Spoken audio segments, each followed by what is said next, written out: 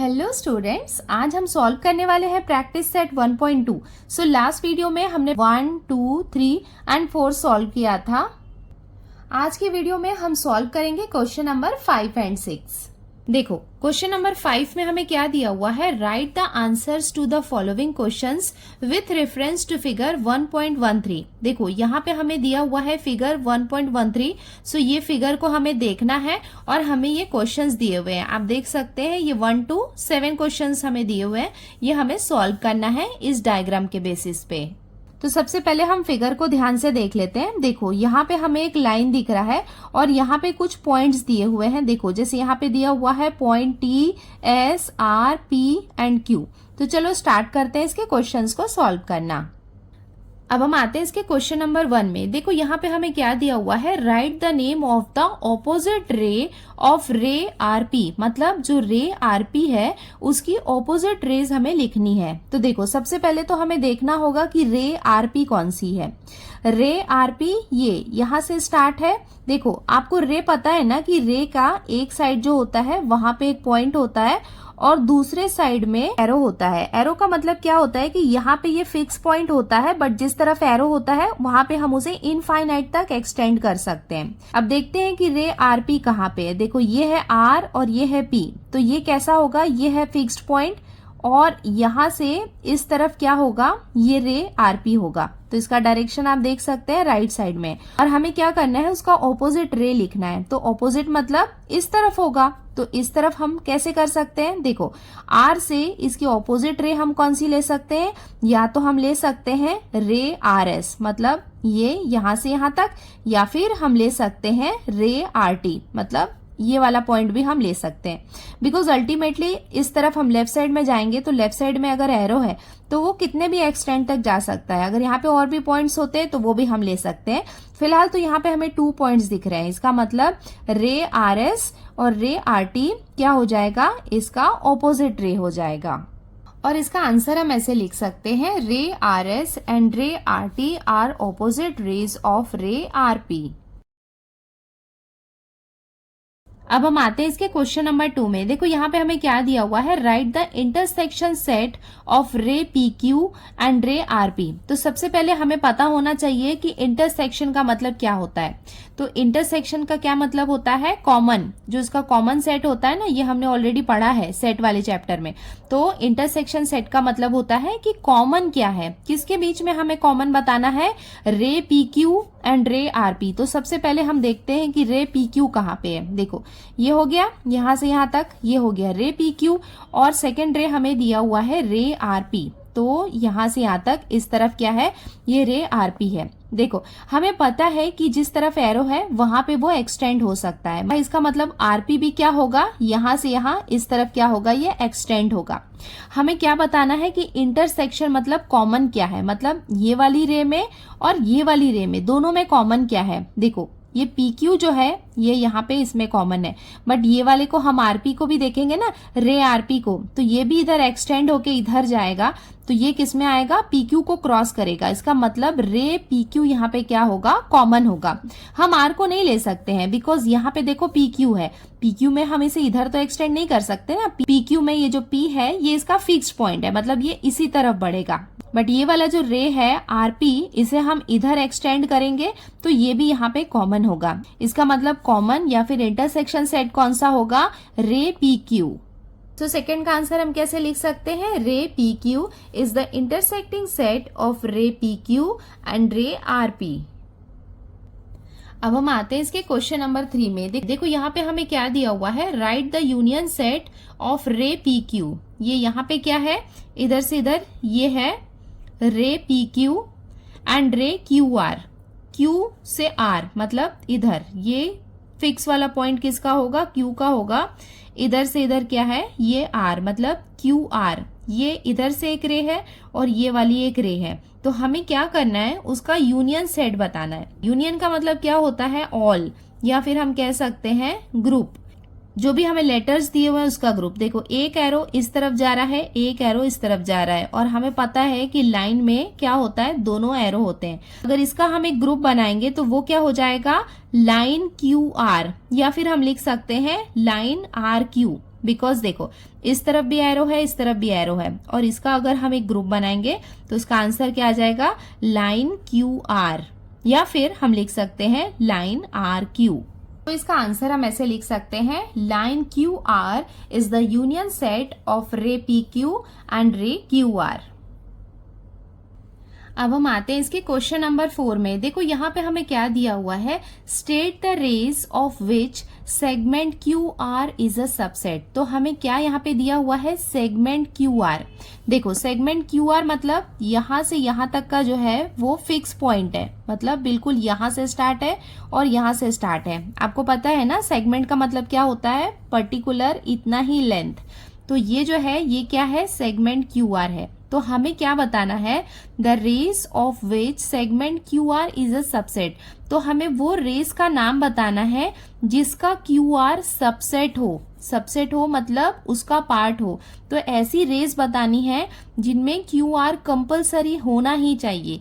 और हम क्या कर रहे हैं, रेस बता रहे हैं। और रेस का मतलब क्या होता है कि रे में एक फिक्स पॉइंट होता है और दूसरे साइड उसे हम एक्सटेंड कर सकते हैं। तो चलो हम स्टार्ट करते हैं। जैसे ये Q है तो Q से हम कौन कौन सी रेस बना सकते हैं जिसका सबसेट QR हो। तो देखो सबसे पहला हम लिख सकते हैं रे QR। देखो यहां से स्टार्ट होगा, ये एक फिक्स पॉइंट है और यहाँ पे ये रे बनेगा। तो यहाँ पे हम लिख सकते हैं ना रे QR। उसके बाद हम ले सकते हैं रे QS। तो यहां से स्टार्ट होगा, इधर ये QS तक आएगा, ये भी एक रे हो सकता है। उसके बाद हम ले सकते हैं रे QT, मतलब इधर से इधर भी ये रे आ सकता है। तो ये तो हो गया हम इसके लेफ्ट साइड वाले डायरेक्शन में जब देख रहे हैं। नेक्स्ट हम क्या कर सकते हैं, इस पर्टिकुलर पार्ट को लेके हम स्टार्ट कर सकते हैं, यहाँ से हम इस तरफ जा सकते हैं। मतलब ये फिक्स पॉइंट होगा और इधर से इधर ये रे जाएगी। इसका मतलब हम लिख सकते हैं रे आर क्यू, ये एक रे हो गई। उसके बाद यहाँ से भी स्टार्ट करके अगर हम इस डायरेक्शन में जाएंगे तब भी यहाँ पे ये वाला पर्टिकुलर सेगमेंट इंक्लूड हो जाएगा। तो हम लिख सकते हैं रे एस क्यू, इसका मतलब इधर से इधर। लास्ट हम लिख सकते हैं रे टी क्यू, मतलब टी से स्टार्ट होगा और क्यू के डायरेक्शन में होगा। तो ये वाला भी रे ले सकते हैं। और ये मिडल वाला मतलब पी क्यू को हम नहीं ले सकते क्योंकि बिकॉज पी क्यू को हम अगर लेंगे तो यहाँ पे आर इंक्लूड नहीं होगा। तो जो भी है हमें क्वेश्चन में यहाँ पे मेंशन किया है कि वहां पे क्यू आर उसका सबसेट होना चाहिए, मतलब ये पार्ट इंक्लूड होना ही चाहिए। तो ये सारे रेस को हम लिख लेते हैं। सो इसका आंसर हम ऐसे लिख सकते हैं, segment Q R is a subset of रे क्यू आर, रे क्यू एस, रे क्यू टी, रे आर क्यू, रे एस क्यू एंड रे टी क्यू। अब हम आते हैं इसके क्वेश्चन नंबर 5 में। देखो यहाँ पे हमें क्या दिया हुआ है, write the pair of opposite rays with common end point R. मतलब एंड पॉइंट हमें दिया हुआ है, पॉइंट आर, ये वाला इसका पॉइंट आर है। और हमें क्या बनाना है, पेयर ऑफ ऑपोजिट रेज। मतलब ऑपोजिट मतलब दोनों का डायरेक्शन अलग होगा, मतलब एक इस तरफ जा रहा है तो एक इस तरफ जा रहा है। और हमें क्या करना है, पेयर बनाना है। पेयर का मतलब क्या होता है, एक जोड़ी बनानी है जिसका एंड पॉइंट क्या होना चाहिए, आर। तो यहां से हम स्टार्ट कर रहे हैं। तो देखो पहला रे हम क्या लिख सकते हैं, ये अगर उसका फिक्स पॉइंट है तो इधर से इधर जाएगा, तो हम लिख सकते हैं रे आर पी। और इसका ऑपोजिट पेयर क्या लिख सकते हैं हम, रे आर एस। तो ये हो गया इसका फर्स्ट पेयर। सेकेंड पेयर हम क्या लिख सकते हैं, रे आर क्यू, ठीक है। और इसका ऑपोजिट रे कौन सा हो जाएगा, इधर से इधर, रे आर टी। तो चलो इसका आंसर हम लिख लेते हैं।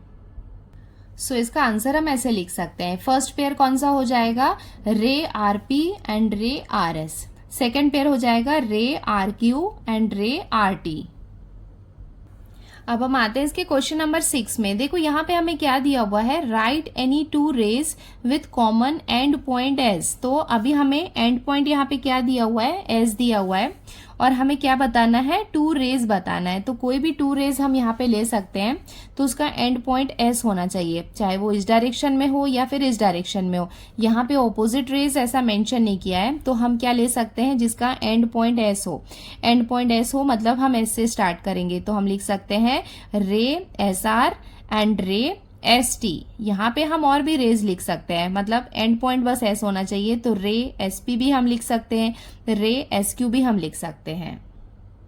सो इसका आंसर हम लिख लेंगे रे S R and ray S T. अब हम आते हैं इसके क्वेश्चन नंबर 7 में। देखो यहाँ पे हमें क्या दिया हुआ है, write the intersection set of ray S P and ray S T. तो हमें यहाँ पे 2 रेज दिए हुए हैं, चलो हम देख लेते हैं। रे एस पी मतलब यहां से स्टार्ट है, इस तरफ है रे एस पी। सेकेंड रे हमें दिया हुआ है रे एस टी, मतलब इस तरफ है। तो हमें यहाँ पे बताना है कि इंटरसेक्शन सेट कौन सा है। इंटरसेक्शन का मतलब मैंने आपको बताया था कि कॉमन। देखो अगर हम इस तरफ जा रहे हैं और इस तरफ जा रहे हैं तो दोनों ऑपोजिट डायरेक्शन में, मतलब कॉमन क्या है, कॉमन अगर देखा जाए तो सिर्फ पॉइंट एस यहाँ पे कॉमन है। तो इसका आंसर क्या हो जाएगा, पॉइंट एस। और ये हो जाएगा इसका answer, the intersection set of ray S P and ray S T is point S. अब हम आते हैं इसके क्वेश्चन नंबर 6 में। देखो यहाँ पे हमें क्या दिया हुआ है, answer the questions with the help of figure 1.14। तो ये वाला जो फिगर है ये कौन सा है, फिगर 1.14 है। तो हमें इसके कुछ क्वेश्चंस दिए हुए हैं, 3 क्वेश्चंस, वो सॉल्व करने हैं। तो सबसे पहले तो ये फिगर को हम प्रॉपरली देख लेते हैं। देखो ये वाला क्या है, इसका ओरिजिन है, तो आप देख सकते हैं ये 0 है। देखो इधर क्या है, ये राइट साइड है, राइट साइड में पॉजिटिव नंबर्स हैं और लेफ्ट साइड में नेगेटिव नंबर्स हैं। तो चलो 1 बाय 1 हम क्वेश्चंस को देखते हैं। यहाँ पे क्या दिया हुआ है, फर्स्ट क्वेश्चन में हमें क्या दिया हुआ है, state the points which are equidistant from point B. तो हमें क्या करना है, वो पॉइंट्स बताना है जो इक्वी डिस्टेंस है। इक्वी मतलब, इक्वी वर्ड कहां से आया है, इक्वल से। इक्वल डिस्टेंस है पॉइंट बी से, मतलब पॉइंट बी से कौन कौन से पॉइंट है जो इक्वी डिस्टेंस में है, मतलब इक्वल डिस्टेंस में है, वो हमें बताना है। इक्वी डिस्टेंस मतलब इधर राइट साइड में और इधर लेफ्ट साइड में जितना हम मूव करेंगे वो इक्वल डिस्टेंस में होना चाहिए।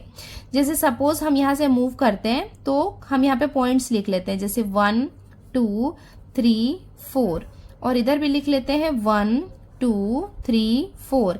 तो देखो इधर 4 तक ही दिया हुआ है, तो इधर हम आगे नहीं जाएंगे, बिकॉज इधर आगे भी जाएंगे तो उसके लिए इधर पॉइंट्स नहीं है। सबसे पहले अगर हम 1 यूनिट मूव करेंगे तो यहाँ पे हमें कोई पॉइंट्स के नेम गिवन नहीं है, तो उसको हम लीव कर देंगे।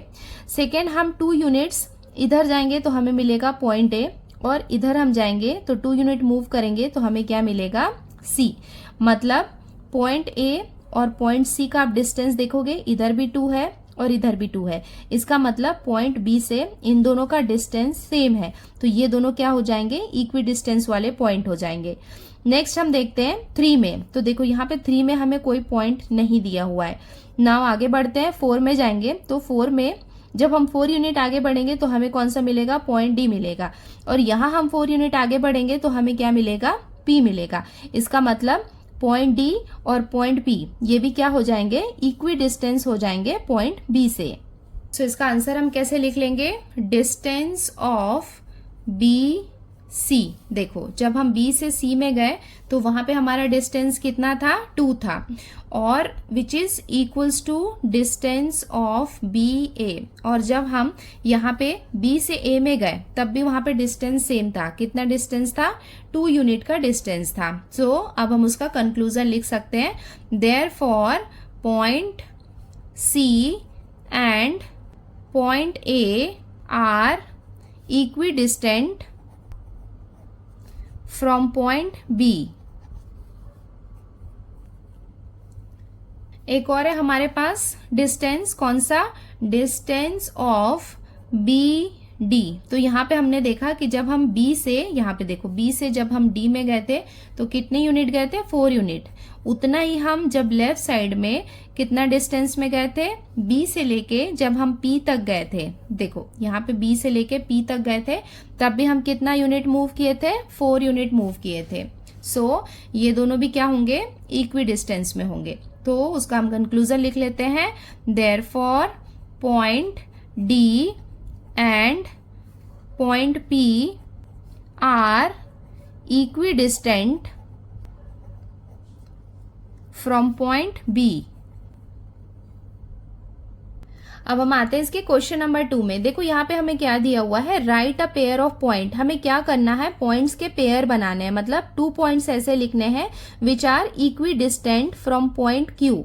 मतलब ये है हमारा पॉइंट क्यू, यहाँ से इधर और इधर दोनों की डिस्टेंस इक्वल होनी चाहिए। तो ऐसे इक्वी डिस्टेंट वाले पॉइंट्स का हमें पेयर बनाना है। देखो यहाँ पे है ये 1 यूनिट, यहाँ पे है ये 1 यूनिट, तो पहला पेयर कौन सा हो जाएगा, पॉइंट यू और पॉइंट एल का। सेकेंड आप देख सकते हो ये है 2 यूनिट और इधर हम आगे बढ़ेंगे तो 2 यूनिट, तो ये वाला हमारा हो गया था फर्स्ट पेयर।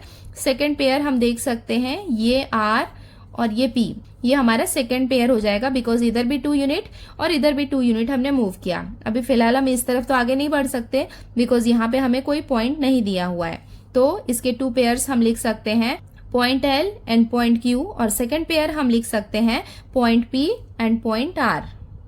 सो इसका आंसर हम कैसे लिख सकते हैं, distance of Q L is equals to distance of QU, which is 1. Therefore, point L and point U are equidistant from point Q. सो ये हो गया इसका फर्स्ट पेयर। सेकेंड पेयर में हम लिख सकते हैं distance of Q P is equals to distance of Q R. कितना है, 2 यूनिट का, वहां पे ये दोनों का इक्वल डिस्टेंस है। सो हम लिख सकते हैं therefore point P and point R are equidistant from point Q.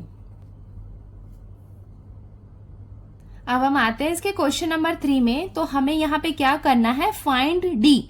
D का मतलब क्या है, डिस्टेंस फाइंड आउट करना है। किसके किसके बीच का डिस्टेंस फाइंड आउट करना है, U V, distance between P C, distance between V B, distance between U L.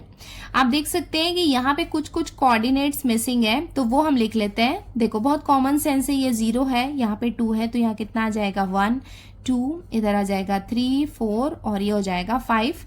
इधर लेफ्ट साइड में ये हो जाएगा -1 -2 -3 -4 और इधर आ जाएगा -5। तो देखो डिस्टेंस निकालने के लिए हमने ऑलरेडी पढ़ा है कि हम कैसे निकालते हैं, उसके कोऑर्डिनेट के थ्रू। हम देखते हैं कि दोनों का कोऑर्डिनेट कौन सा है, उसके बाद बिगर नंबर से स्मॉलर नंबर को हम माइनस करते हैं। वैसा हमने डिस्टेंस कई बार निकाल चुके हैं इस चैप्टर में। सो वही मेथड हम यहाँ पे यूज करने वाले हैं। तो सबसे पहले हम स्टार्ट करते हैं डिस्टेंस ऑफ यूवी। सो अभी तक हम जैसे डिस्टेंस निकाल रहे थे वैसे ही निकालने वाले हैं। तो सबसे पहले हमने लिख लिया coordinate of the point U is, coordinate of the point V is. तो हम फिगर में देखते हैं, देखो U कहाँ पे है, U।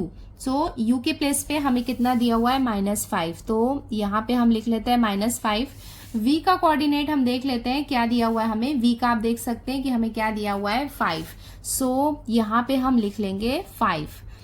और इस टाइप के क्वेश्चन हमने कई बार सॉल्व कर चुके हैं, तो हम देखेंगे सिंस 5 इज ग्रेटर देन -5, ठीक है, वो क्या है, उससे ग्रेटर है। सो अब हम इसका डिस्टेंस निकाल लेते हैं। Therefore distance of U V equals to bigger number minus smaller number. So bigger number हो गया 5 और स्मॉलर नंबर हो गया -5 इक्वल्स टू 5 माइनस माइनस क्या हो जाएगा, +5 इक्वल्स टू, तो इनका डिस्टेंस कितना हो जाएगा, 10।